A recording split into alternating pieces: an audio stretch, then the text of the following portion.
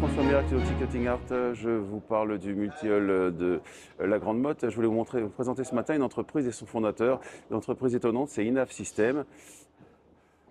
Bonjour Michel. Bonjour François. Alors Inaf System occupe une place tout à fait étonnante dans le milieu de la plaisance parce que on parle beaucoup de bateaux électriques, de bateaux hybrides, de propulsion alternative et on s'intéresse beaucoup à ça chez Actinautic. Et on imagine que en nombre de bateaux produits chaque année, on imagine que les choses se passent du côté des chantiers neufs, particulièrement du côté d'Aigrefeuille, chez Fontaine-Pajot, qui a, à travers sa gamme Smart Electric, Fontaine-Pajot et Dufour, commercialise des voiliers électriques. Ils en ont vendu 7 ou 8, je crois, depuis qu'ils ont démarré ça. Et toi, tu sais ce que tu fais également, mais combien est-ce que tu en as fait de voiliers électriques depuis que tu as démarré? On en a fait une quarantaine depuis 5 ans maintenant. Une quarantaine. Mais surtout, ce qui est intéressant, effectivement, c'est que un certain nombre de chantiers ou de clients, effectivement, sont passés à la série. C'est-à-dire que c'est pas le premier modèle prototype. Le premier modèle prototype a plu, et du coup, on est passé au numéro 2, au numéro 3, et c'est ce qui est porteur d'avenir, effectivement. D'accord. Quand on essaye, ça fonctionne. D'accord. Mais c'est-à-dire que toi, tu as une activité B2C en refit, donc pour des particuliers qui veulent soit acheter un bateau neuf et le transformer d'emblée ou refiter leur bateau. Et tu as une activité B2B auprès de chantiers qui...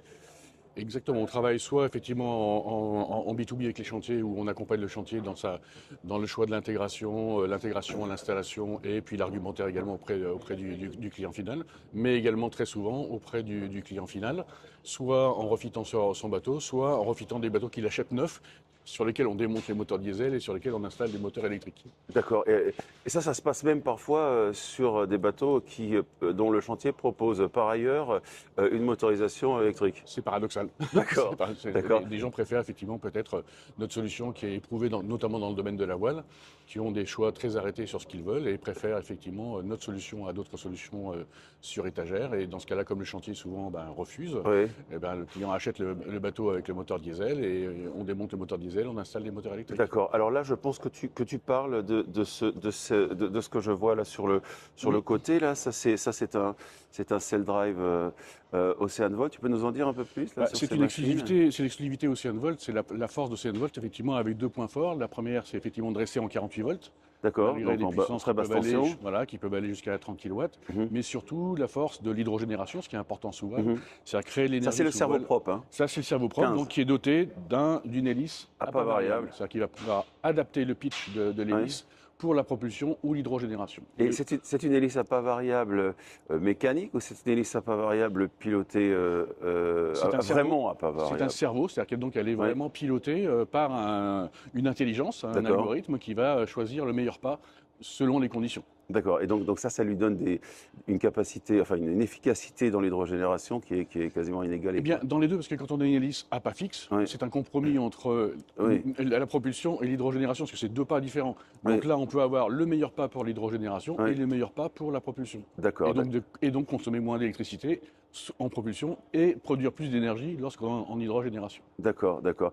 Derrière toi, là, sur cette affiche, ça c'est le nouveau cerveau propre HP, donc ça c'est la version plus puissante. Voilà, c'est encore une exclusivité, parce que c'est le seul cerveau propre, c'est le seul Cell Drive en 25 kW, pointe même à 30 toujours kW. en 48 volts. Toujours en 48 volts, présenté aux dames au Metz l'année dernière et qui a remporté le Grand Prix de toute catégorie de l'innovation. D'accord, d'accord. Et alors, toujours chez Ocean Volt, parce que c'est une entreprise avec laquelle tu travailles beaucoup.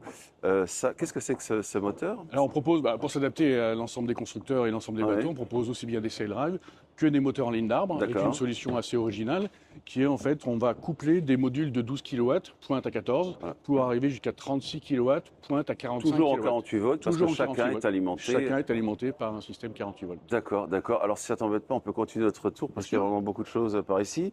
Alors ça viendrait pas de Bavière par hasard? Ça vient de Bavière, c'est la fameuse marque Molavo, qui est aussi une exclusivité, parce que c'est la seule marque qui est capable de proposer des moteurs, encore une fois en 48 volts, de 50 kW. 50 kW. 50 kW, qui commence à faire beaucoup, et qui a un moteur tout à fait adapté pour les coques à semi-planantes, voire les bateaux à moteur. D'accord, d'accord.